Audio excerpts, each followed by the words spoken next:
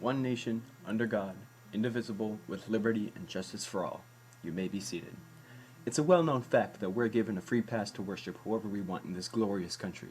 But is freedom of religion actually a free pass to discrimination?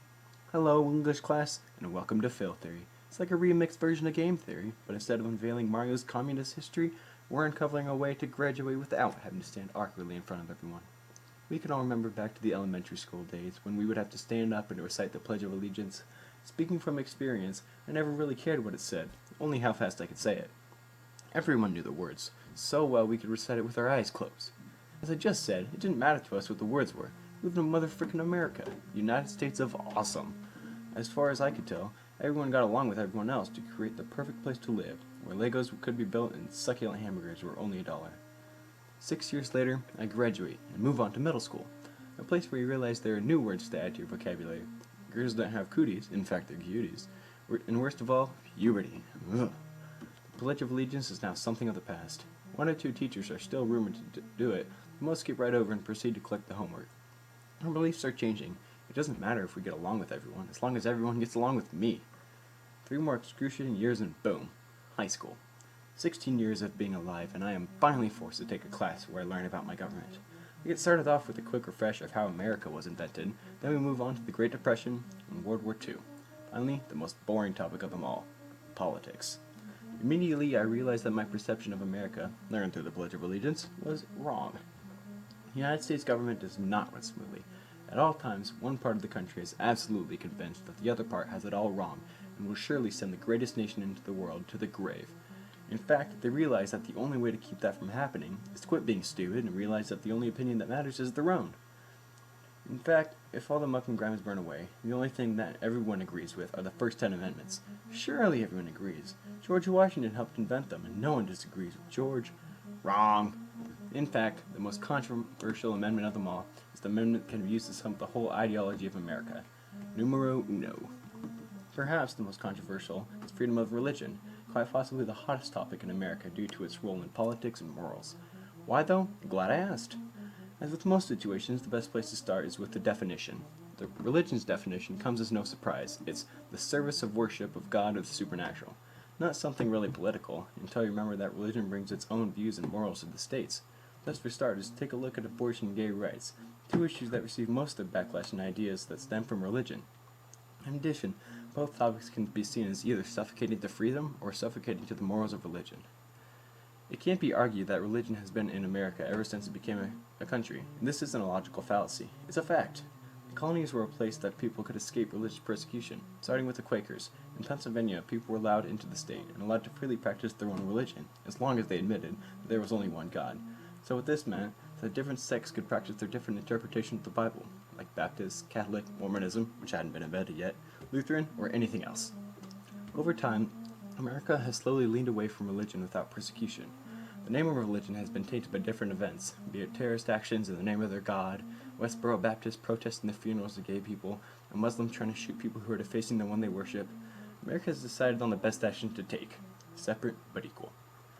April 5th of this year, Tennessee approved the bill HB 0615 to be passed on to the governor. The potential of this bill is, if approved, could make the Bible the official state book of Tennessee. Reasons for this bill to be passed don't lie in religious prejudice, but in the multi-million-dollar Bible printing industry of Tennessee. Even though not yet passed at the time, the bill was already stirring up some controversy. Interesting enough, most of it didn't come from the non-Christians, but rather from believers. Senator Pharrell Haley pulled a quote out of the Bible from 2 Timothy 3:16, which says, "All Scripture is given by the inspiration of God." To Haley, it was seen that putting the book on the same level as the state bird or flower was degrading. Moving further along into the argument, Haley believed that, quote, proclamation caused more harm to Christianity than the 300 years of persecution prior to that, in reference to the Constantine era, where Constantine had converted the entire Roman Empire to Christianity, which would only result in more persecution for the Christians. To Haley, the Bible shouldn't be part of politics and government. The Bible is the book of history, he added, but it's not a history book to be placed on a shelf. It's to be lived out in the lives of believers. Separate, but equal. Luckily for Haley, the bill was vetoed by the governor on April 14th. This is just one example of religion playing its part in American politics, a minor one at best. Right now, though, the major topic is the freedom of religion and business. In the summer of 2015, the Supreme Court made the decision for gay and lesbian marriage to be legal in all 50 states, marking the most recent major change in American politics. Soon after the decision was reached, local business owner Don LeBold, owner of Kaiser's Town and Country Lanes, put up a message on his billboard that read, quote, "Judges making decisions contrary to the Word of God, will they themselves be judged," referencing the Bible and how it says that God is the ultimate judge. As can be expected, there was much backlash as a result of the sign. Many gays and lesbians were upset at the owner's use of free speech, with one woman saying in an interview that she couldn't, quote, "believe that a business owner would want to post something so discriminatory." Interestingly, though, LeBold did not say anything negative about the gays and lesbians, and in fact has a lesbian couple pulling the Town and Country's lane flow in the Ice Parade every year. Though the woman in the interview jumped to a conclusion without analyzing all the information, she points out an argument that by the end of this will seem all too familiar: discrimination. The biggest problem with religion and politics is that there will almost always be controversy. The hot topic in legislation are the religious freedom bills that are being brought to state senators and governors. According to the National Conference of State Legislatures, 21 states have some form of Religious Freedom Act, and 16 states are having religious freedom bills being debated right now. The core of most bills would give business owners the right to refuse service to same-sex couples as long as it conflicts with their religious beliefs. There's been significant backlash from liberal and LGBT groups, all with the claim that the bill gives the right to, quote, discriminate to owners. In Georgia, they have decided to take a different approach to the bill. Their bill will combine the Pastor Protection Act, a bill that gives pastors the option to opt to not perform the same-sex marriages, and the First Amendment Defense Act, which, quote, allows tax-funded groups to deny service to gays and lesbians. No matter what the rendition of the bill is drafted, some party calls foul. No, not that bill. Not that one either. Yes, thank you. Typically, the offended parties come from liberal LGBT society. For every news article on religious protection bills being passed in state senates, other articles denouncing the bills pop up. So what's the argument? Discrimination. Let's take another look at some of the bills that are going through the state senates. In fact, many of the bills that are going through, some even unanimously. When the bills arrive at the governor's desk, though, they often get vetoed. In 2015, Indiana passed religious freedom legislation, only to have it taken down due to negative pressure from big companies such as Apple, Walmart, Salesforce, the NCAA, the NBA, and the NFL. The biggest critique of the bill is that it allows business owners to, quote, discriminate against same-sex couples. The same claim could be made by religiously affiliated groups, though. Their claim could be that the LGBT and other pro-gay and lesbian groups are pressured government into forcing business owners to put their religious beliefs, something that most people put above all else, to the side so that a gay couple can be happy and buy their cake. Stop for a second and think about something.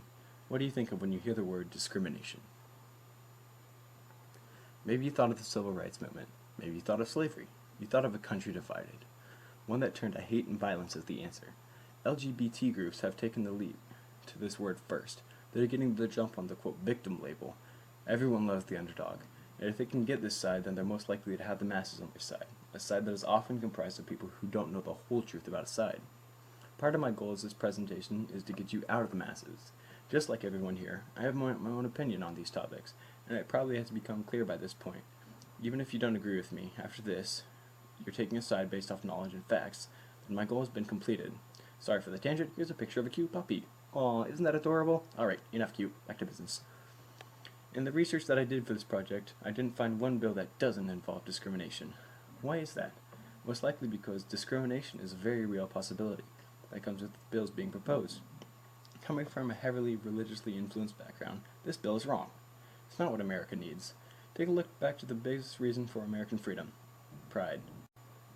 And then realize that I said that completely wrong, and the biggest reason for American pride is freedom. Freedom gives the right for different people to have different opinions and coexist in one place. Of course there would be some conflict. We will never live in a nation where it doesn't exist. All it means is that the best solution will almost always be compromise. The next logical step is to create a new bill that is better suited for the U.S. In order to fix the problem, we first have to find it. Discrimination. Well, that was easy, but more specifically, who is being discriminated against? The Kansas Religious Freedom Bill was critiqued by journalist Adam Serwer, who said, quote, the bill supposedly crafted to protect religious owners' right to discriminate against same-sex couples could be much broader than the stated intended purpose, which so far the bill seems to be targeting the same-sex couples. What if, instead of trying to, quote, limit the discrimination, we broadened it? Think about it. Right now, the bills are designed for refusal of service only to same-sex couples or individuals. So if the bills were revised to include the right to refuse service to anyone, as long as their refusal was because of religious reason, then no one group could call foul. Oh, stop it. Other religious groups could have the same argument if they are denied service from somewhere because the two religions conflicted. It may seem like this may be the catalyst to more controversy initially, but it is much more likely that with everybody given the opportunity to be told no, in time there would be less controversy than trying to limit the right to refuse service to be against only one group of people. Even with the broadening aspect of discrimination, the bill can still use some reformation for the reasons to refuse service. Instead of refusing service because of someone's sexual orientation or for whatever reason the business deems, since we already amended the bill to include everyone, business owners can only refuse service for events. There's no reason that one person should discriminate against another just because they don't like them. Just like the Kaiser Bowling Alley controversy, the owner had a lesbian couple pulling his float. He accepted the people as they were and didn't discriminate against them, even though he didn't agree with their views. So now the new bill only allows owners to refuse service for specific events. Look at the Pastor Protection Act we talked about earlier. Religious leaders have the right to refuse service to perform same-sex marriages. Pastors don't have to sacrifice their beliefs, and the same-sex couples can still find somewhere else to get married. Maybe they won't be able to get married on the first try, but in a country that doesn't agree with itself, you can't expect to get everything you want right away. In addition, the new bill allows business owners to refuse service to anyone if it conflicts with their religious beliefs, but only if the service isn't associated with an event. Boom! There goes another opportunity for discrimination. Now the possibility of a business owner denying service to someone he has a grudge against but won't serve because of quote-unquote religious reasons is gone. Now the owner will serve that person, because the loophole that allows owners to deny service to individuals just trying to purchase something is gone. There isn't really need for much else to be added to the bill. Only time will expose weaknesses and loopholes. When those come up, a simple amendment to the bill can be implemented. Compare the old bill to the new one. What was the main problem? Discrimination. With the simple changes given to everyone that has the same opportunity to be denied, and only allowing businesses to refuse service to events and not just individuals, the discrimination has been severely limited. Even with the fixes, both sides, pro-gay and lesbian groups and the religious side, still won't be 100% satisfied with the outcome. But as we said before, compromise is the only way to move forward.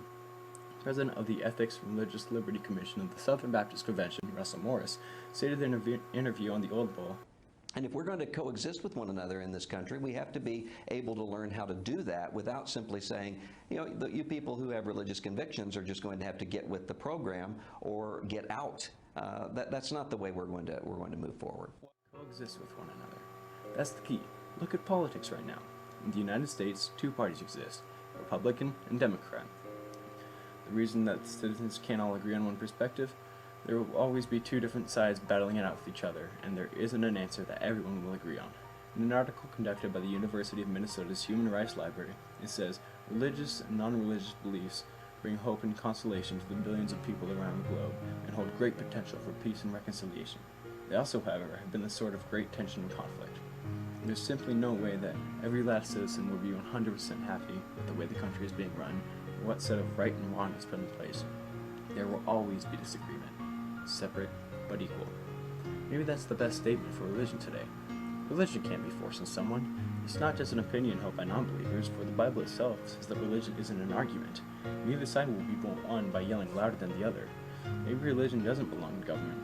I wish I could now pull out, and it's what our founding fathers wanted, with a quote by George Washington saying, "It's impossible to rightly govern the world without God or the Bible." But what he said doesn't matter. All that remains from the George Washington era are a Bill of Rights that are constantly undergoing criticism and scrutiny. We are one nation, with split decisions, under no one, quite divisible, with liberty and justice for who we choose. Thank you.